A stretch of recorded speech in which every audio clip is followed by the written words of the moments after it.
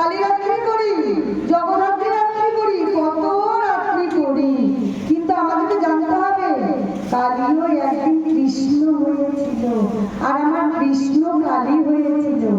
তাহলে আমি যদি গোবিন্দকে পূজা করি তাহলে আমার কালী পূজা হয়ে যাবে, কারণ আমার কৃষ্ণই তো কালী সেজেছিল। আর যারা কৃষ্ণ কালী হয় সেই কালীর ওখানে কিন্তু বলি অর্পণ করা হয় না, সেটা হলো কৃষ্ণ কালী, তাই না? ওই জন্য বলেছিল যে কৃষ্ণ যদি কালী অবতার ধারণ করতে পারে তাহলে কালীর মধ্যে আমার গোবিন্দ আছে, তাহলে গোবিন্দ পূজা করলে আমার কালী পূজা হয়ে যায়।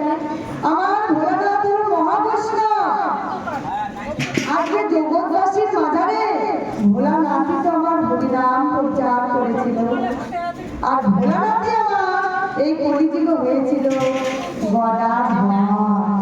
তাহলে গদাধর প্রভুরূপে আমার ভোলানাথ যদি থাকে তাহলে পঞ্চতত্ত্বের তত্ত্বে পূজা করলে আমার ভোলানাথের পূজা করা হয় যায়।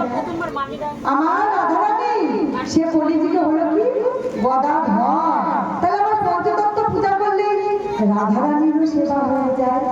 আর আমার যে নারদ সব জায়গায় অবতার করে, সে নারদ আমার হলো কি হরিনাম প্রচারের জন্য শ্রীবাস। তখন ধরাধামে যখন শ্রীবাস গৌরহরিকে বলল নদিয়াতে যে প্রভু তুমি তো বলো তোমার নাকি ভক্ত হবে, ভক্ত হবে, ভক্ত হবে, কোথায় তোমার একটা ভক্তকে আচ্ছাদন করাও তো আমাকে, আমি একটা ভক্ত দেখতে চাই তোমার। বলে কি তুমি আমার ভক্ত দেখবা, তো চলো। নগরের দ্বারে এখন ভিক্ষা করতে করতে গৌরহরি রয়েছে, নগরবাসীর কাছে ভিক্ষা চাইছে।